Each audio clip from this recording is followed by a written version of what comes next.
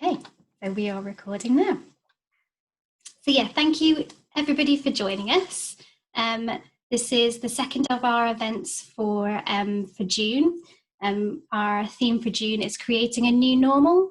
So obviously there's, of all the terrible things that have happened over the last few months, a lot of people have managed to make some very positive changes in their lives.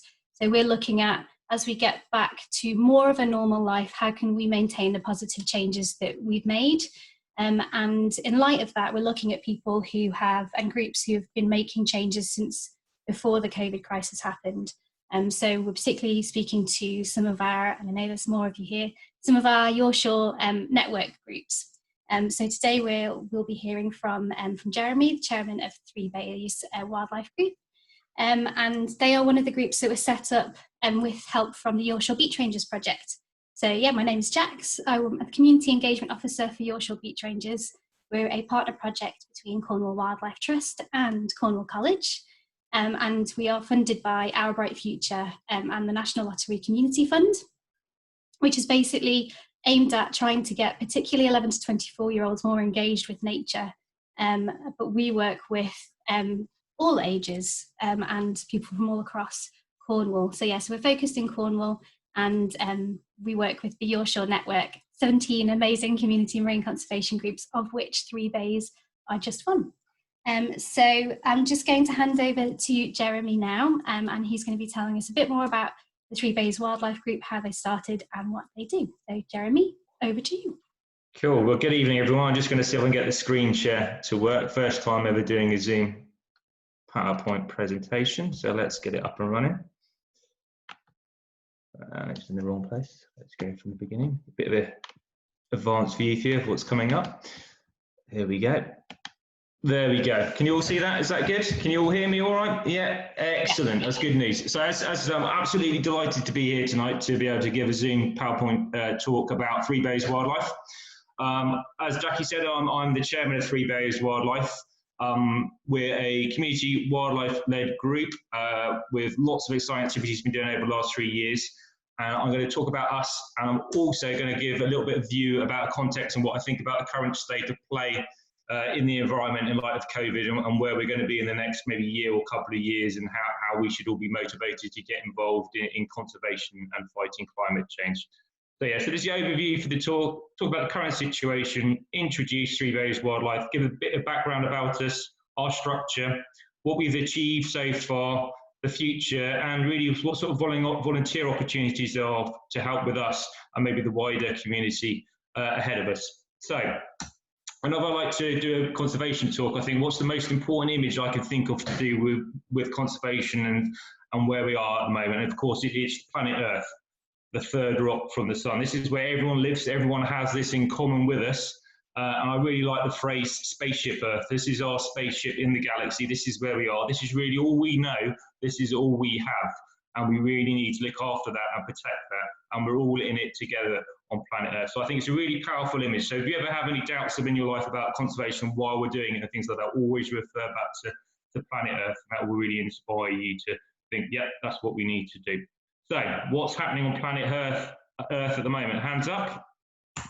We're in a big fight. We're in a big fight against this nasty virus called COVID, yeah? I think we're winning at the moment, but there's going to be quite a few more rounds yet to come.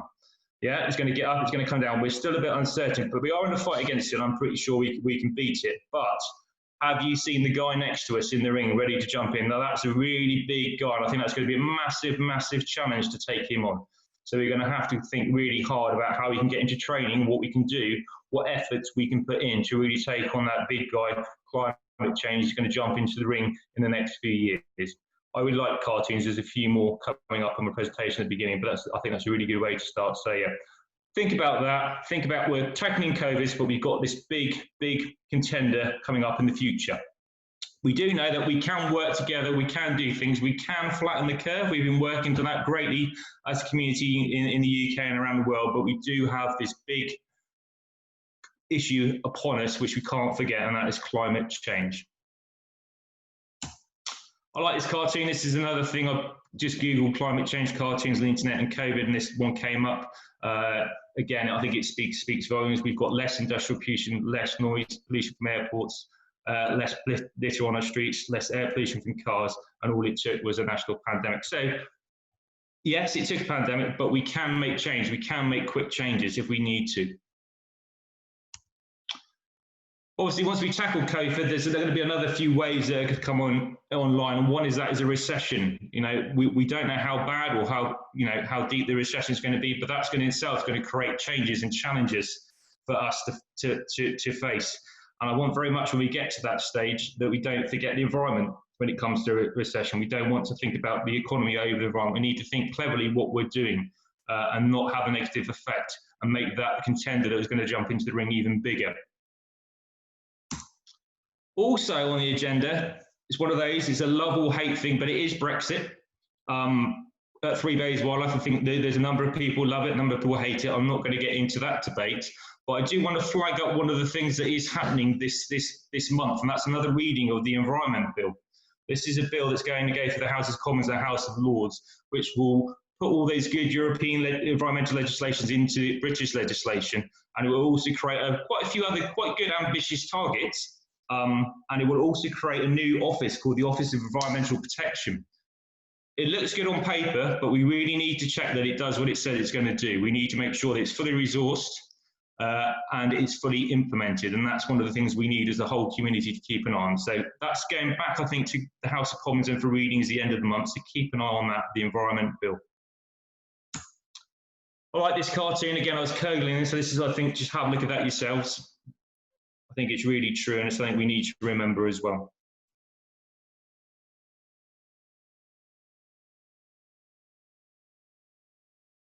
And another one, this one didn't come out quite as well.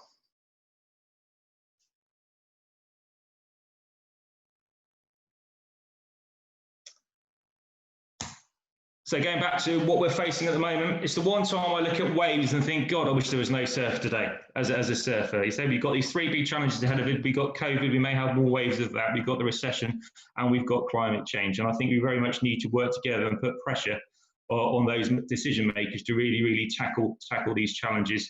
And hopefully we'll see some nice flat, calm seas in the future. On a lighter note, I wanted to put a joke in for my next point. So we've seen lots of memes put on the internet, and this is one with Timpson's. It says, not that clear, but it says, can't believe they're closed. Aren't they meant to be key workers? So this got me thinking when I saw this meme pop up on my Facebook feed. What is a key worker who's going to help fight against climate change and biodiversity loss? Who are the key workers for this? I think we have a very good idea who the key workers might be at the end. We've seen them, and they, great applause for the NHS, people who are bin men, people who work in the supermarkets. But who are going to be the key workers currently to help us fight about climate change and biodiversity? Who are those people going to be? Go away, think about on that point, and let me know your answers. But I think it's something we really, really need to consider, and we really need to start thinking, supporting those key workers to help us, tackle this great challenge. I think really the only solution is grassroots action. I was thinking what examples can I use to really emphasise that point, and one of the examples came into my head. So I'm 43 at the end of the month, and when I remember I was at primary school, one of the things we looked at was the deforestation in the rainforest, and we looked at it at school, and we were given that the football pitch analogies. So many football pitches are being deforested. Every day we're losing this amount of football pitches, and I sat there as a little child and thought, oh, that's really, really bad. That's really, really bad. But obviously someone's going to sort that out. It's that bad that someone's going to sort it out. And I held that view for quite a long time, and it still kept happening, and it still kept happening, and it's still happening today. So it's just a thought I'd leave with you. I think we really need to take our direct action. The other example why I think grassroots action is very important, I've been lucky in my life to be involved in nature conservation and environmental protection as a profession. I worked at quite a high level before. I've worked with the International Convention on Biodiversity Conservation. I've worked on projects with the United Nations and the European Commission. I've also worked for government agencies like Scottish Natural Heritage. I've worked for consultancies, and I've worked for charities. And through all of that time, I've really recognised that community action and grassroots projects have really been the key to driving the environmental protection agenda and safeguarding where we live. So really think grassroots action is the solution, and please get involved in that. So, enough talking, campaigning. I want to talk about a little project that we've been involved in the last 3 years, and that's Three Bays Wildlife. This is our local response to grassroots action. As I said, I'm the chairman of Three Bays Wildlife, but there's a lot more people involved, and equally they could all be speaking here this evening, not just myself. So, Three Bays Wildlife. What is Three Bays Wildlife? Three Bays Wildlife is a community-led wildlife group. We're a constituted organisation since 2018. We have a management structure in place, and we're affiliated to Cornwall Wildlife Trust. We're part of the Yorkshire network of groups that exists in Cornwall. This is so I'm just going to put myself on there. Yeah, we're just going to put this slide up, and you can see the similar groups that have been established in Cornwall. They all do fantastic jobs. And if you're not local to the Three Bays area and you live in Cornwall, I would urge you to get in contact with one of these guys and see what work they're up to in the local area. So this is the map of the Yorkshire groups. Some of these are other Yorkshire groups, other exciting projects that's going on in Cornwall, particularly in the marine environment. Please look these people up, look at their websites, have a chat, see what really positive activities they're doing, and maybe you can reciprocate them in your local areas. Okay, going back to Three Bays Wildlife, what area do we cover? Well, this is zoomed in on the south coast of Cornwall. We cover the area defined as from Charlestown to West Portholland and its adjacent coastal waters and river catchment areas in between. So lots of those other groups, marine groups, but we do look at terrestrial stuff as well. So we are looking at the river catchment area as well as just the coastline. The reason we do that is because we think it's a great opportunity in having such a great areas to look at, and we've got some big players on our stretch of coastline and land as well. So we've got the Lost Gardens of Helligan, and we've also got the Eden project and some other really good businesses to tie in. So we thought it'd be a lost opportunity if we didn't include them and look at the terrestrial stuff. And after all, the land is connected to the sea, and lots of the pollution we see in our seas actually comes down from the river systems. The reason for the cut off at the end of the borders are we do have other Yorkshire groups or other conservation groups either side of us. So we have Friends of Parr Beach to the north, and we have Wild Roseland to the south. Obviously, a border is only defined as much as you want to do. Wildlife doesn't stay still, so we're quite happy to work on issues outside of our area as well. So this is literally taken from our constitution. This gives you an idea of what Three Bays Wildlife is about. I'm just going to read it out to you. The aims of Three Bays Wildlife shall be to conserve, further discover, enhance the special natural environment of the Three Bays area. To achieve this, we will survey and monitor the environment of the Three Bays area to better understand and protect and conserve what we have now. We'll embark upon conservation and development projects working with other organisations, businesses and other key local stakeholders to complement their initiatives in order to enhance our special environment. We engage local people, schools, organisations, businesses and other key local stakeholders by involving them in a wide-ranging biodiversity sustainability projects from education, discovery and data collection to practical activities with positive community outcomes. Seek to inform both local and county and national policy and practice in favour of wildlife and sustainability interests. There's quite a lot there, but that really sums up, I think, and covers all bases for what we're about. Something that people are quite interested in when I talk about Three Bays Wildlife is our structure. The structure we decided to have is outlined. It's not the greatest clarity on the diagram, but it gives you an indication of how we're set up. I'll just talk you through it. So Three Bays Wildlife, we have a management committee, and the committee has a number of core activities such as management, finance, communications, planning, administration, and marketing. And we do enact certain activities outside of that as well. We decided to go down the route of setting up subgroups that will focus on certain areas. This gives a bit of freedom for people to explore their own particular interests in wildlife.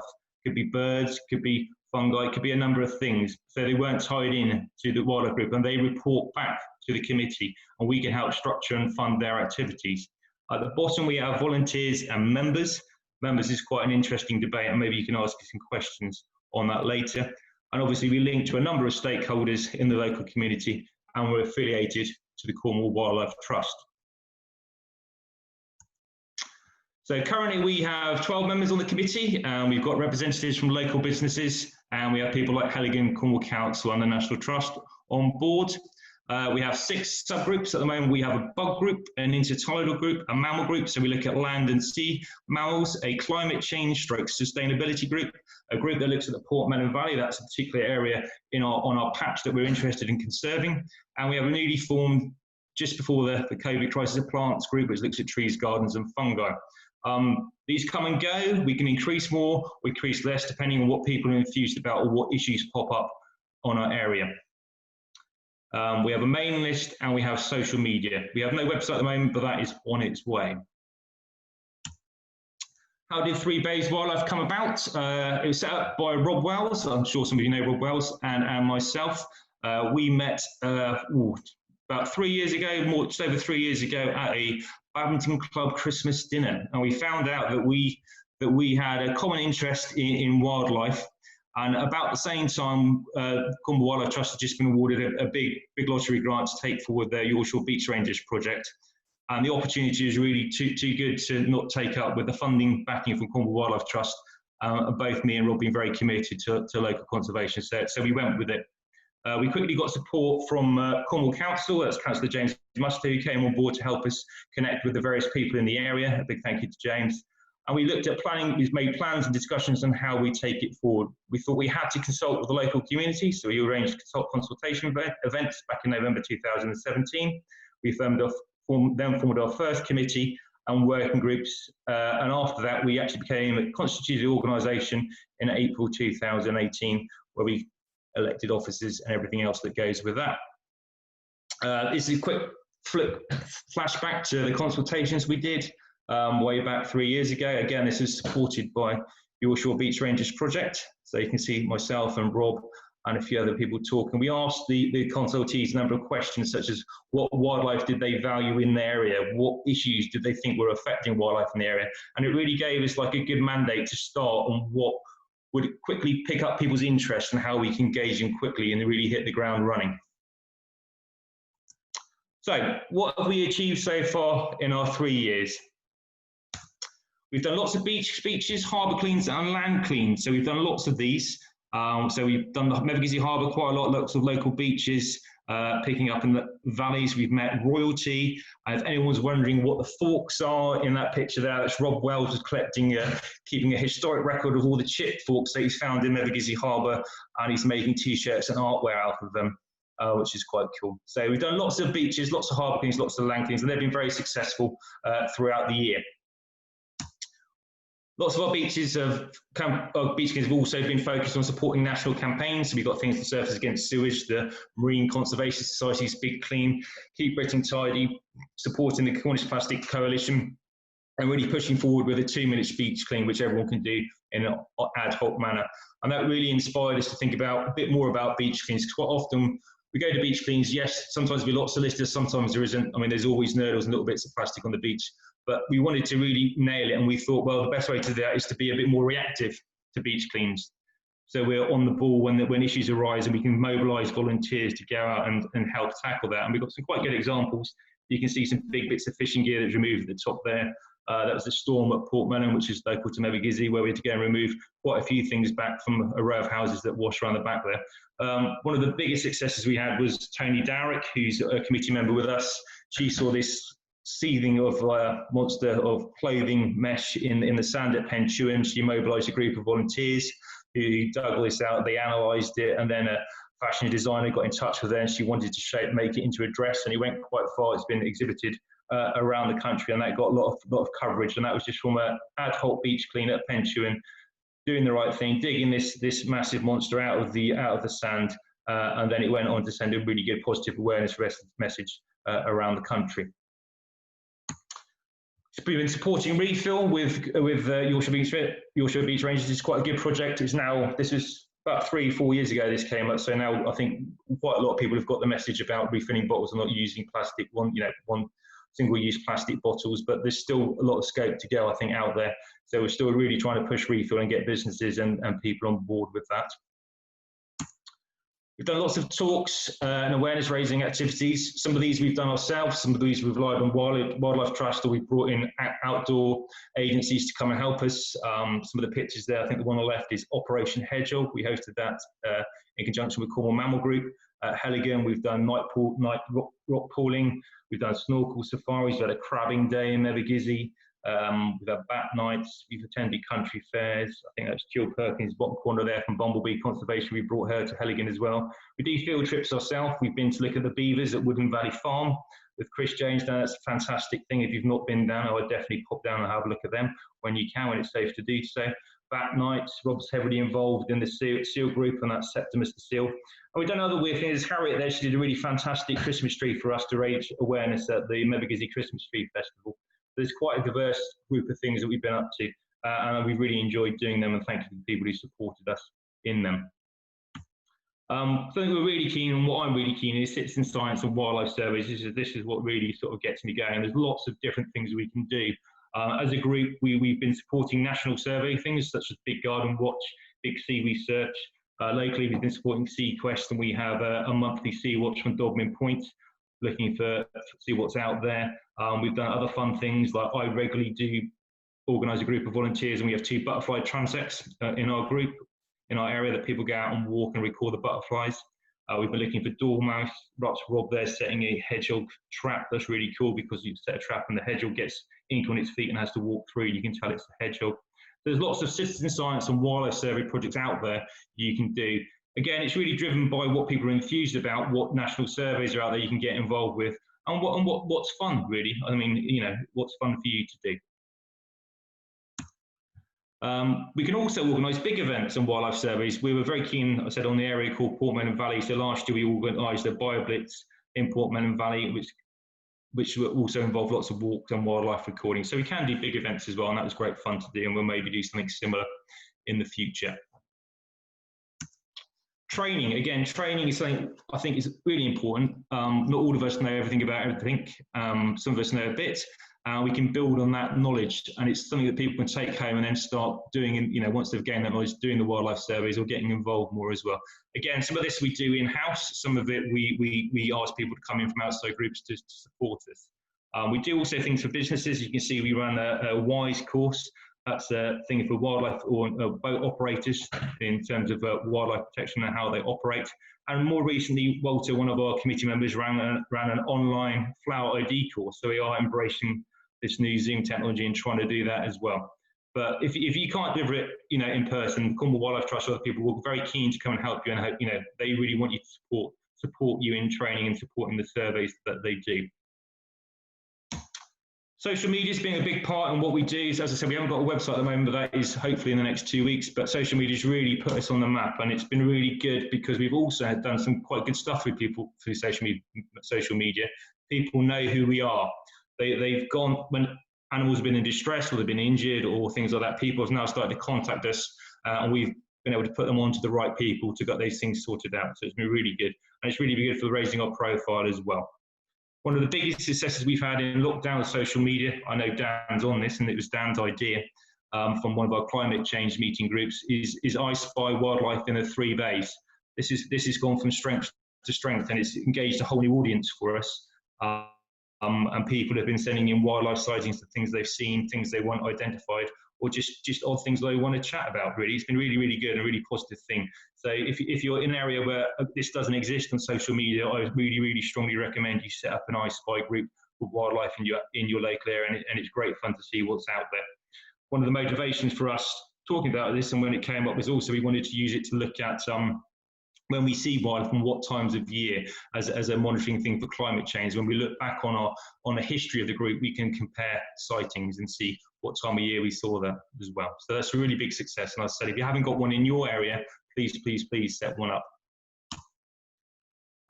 Something I like is I have 2 young children myself, and that's inspiring the next generation. So running events for children, going into schools, talking about wildlife, is you know, really, really valuable, because that's the ones who are going to, you know, be taking this fight forward in the future. So we've done art workshops with Cornwall Wildlife, with Yorkshire Beach Rangers, and so we've been into schools. We had Matt Slater come from the Wildlife Trust do a crabbing day for us in Mevergizy. There's lots can be done, and we'd really like to do a lot more of that. But again, it's always down to time and volunteer capacity. So what's the future hold for us, and what sort of things would we like to see in the future? Well, we'd like to continue and develop as an organisation to meet the aims set out in our constitution. Perhaps become a charity. ever looking for sourcing further funding. We'd like to continue to be recognised as a local wildlife brand in the community. We need to work on better communication. We're going to develop a newsletter and a website. We're going to work towards becoming more sustainable as an organisation ourselves.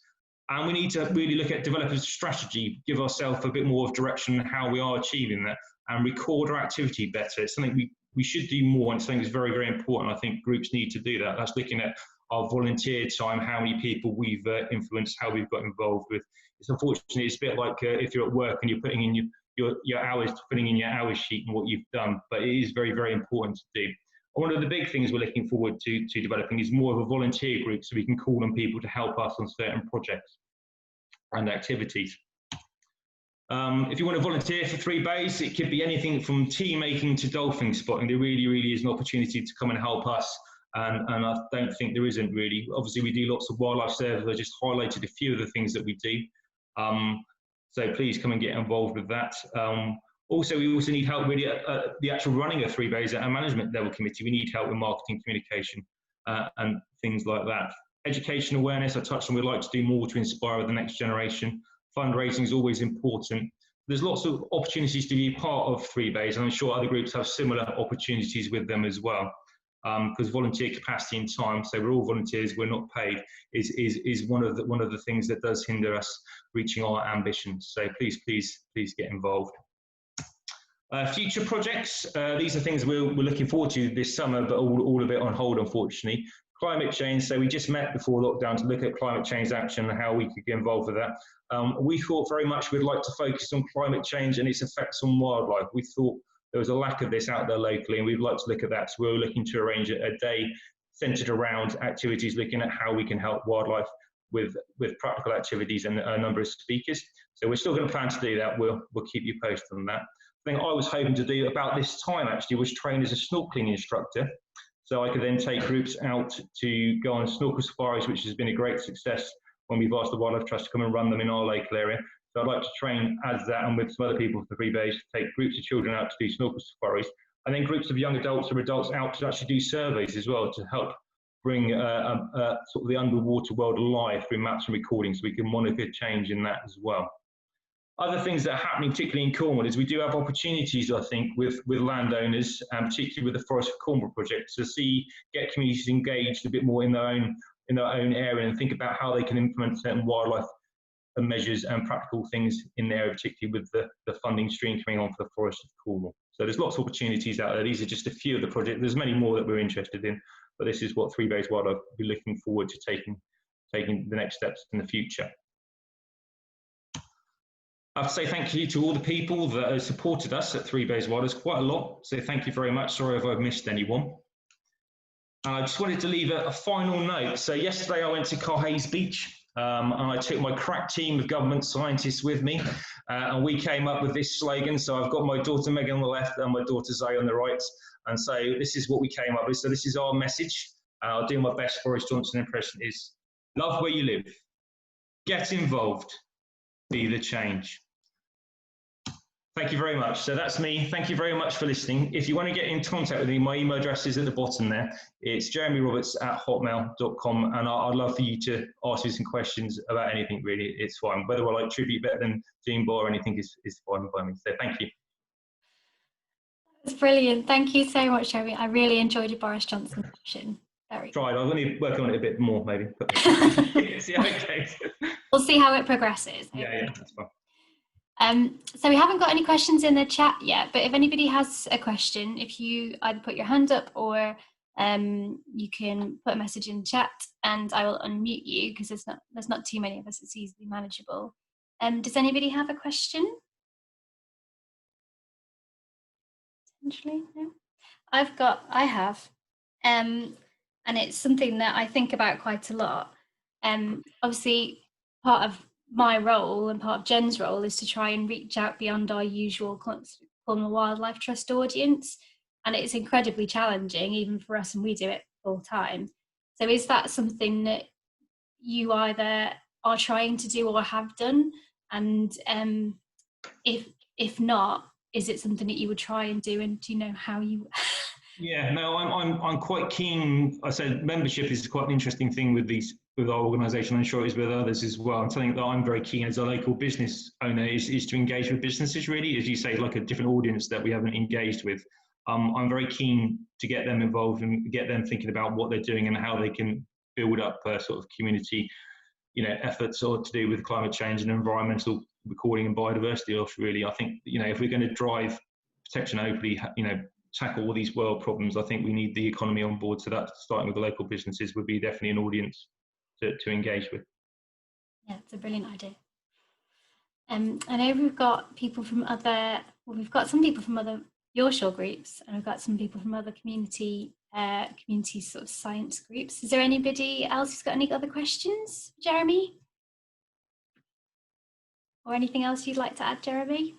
Not really. I mean, that I Spy Wildlife in the 3 bays, I mean, Dan's online as well. I don't know, but it's been a fantastic success, and it's been really good. That's really helped us engage with a new audience and help us discover our patch from our armchair. It's been really, really good. So I would definitely, if you take one thing away, go and set that up and see how that goes, and then you can start inspiring people in your local area. It's fantastic to hear everything that you guys have been doing, and you are such a good group at sort of engaging people, and your social media pages have always been really interesting to watch anyway, because you are kind of the go-to people in your area. Yeah. Question coming from Karen. Please, could you tell us, did you start off as an overall land and sea conservation group, or was it marine based initially? Just went straight away land and sea based from the beginning, really. I grew up locally as well, so as I said, I thought it was too good an opportunity not to miss to involve the terrestrial side as well. And as I said, as it's all ultimately interconnected, I think it's the right thing to do. Yeah, so that Karen's part of the Mounts Bay Marine Group. Mm-hmm. Do you want to unmute, Karen? What I would say, we did take a little time thinking about how we would describe that, and what we've gone for is the river catchment approach, because we think that suits best, and it's quite people to understand a bit easier of why we're doing that as well. So if you look at the Environment Agency river basins and maps and things like that, it gives you an indication of where your river catchments area, and that's all free to access. It's something that we'll be looking at this month as well. So we've got a series of talks, food for thought on Fridays, and we're starting to looking at catchment stuff and stream thinking, which is another Cornwall Wildlife Trust project, and how it influences further down. Karen, did you have a follow-up question?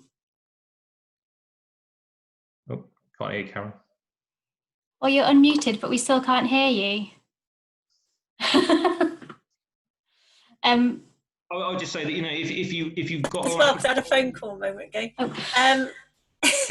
Sorry, go on. I was just curious, because we're a marine group, and I wondered if you had started off like that, being 3 bays. I didn't know if you were a marine group and had sort of diversified into land-based as well, but no, you. Yeah, as I said, we really went through it both to start off with, really, because we thought it's going to have a bigger impact, really. I think it's the ultimate thing, and it is connected. Yeah. So. Yeah, brilliant. Thank you very much. Yeah, I mean, the other thing I would say to people is there's lots of really good work out there, and people dying to come and talk to you from the Wildlife Trust to other sort of species-specific organisations which will come and support you. And a good way to get involved is to start using the national surveys and surveys that are out there, because they've already got the resources, and in most cases they might have a dedicated officer that can come and support you. So it's a good way to get people engaged straight away and get going with things. Brilliant, thank you. I think people really appreciate contributing to a bigger database as well. Mm-hmm. Yeah. Dan has a question for you. Jeremy, what is your favourite local animal or plant? Is it my favourite local animal plant? I have thought about this, because this question might come up. And my family is from Evergizzy from centuries ago, and from Gornhaven. So we've had a very strong association with the sea. So I'm going to go something a bit random. I'm going to say the pilchard then. Happy with that? Okay, is there any other questions left? I think you've covered quite a lot of ground there in quite a short space of time. No, that's fine. I mean, it's a really brief snap, and as I say, I only do bits of that. There's other people that are leading on certain stuff as well. So if there's something specific you think about, or come back to me or Jackson, and we can put you in touch of how we've done that, or the people we used to do that as well. Well, thank you again so much, Jeremy, for taking the time to talk to us. And it's, yeah, just brilliant to hear about 3 Bays. You're good eggs. And thank you, lovely lot, for joining us this evening. And yeah, hopefully we'll see you again soon. We'll have another talk in 2 weeks' time from Falmouth Marine Conservation Group. They'll be talking about their education and outreach project.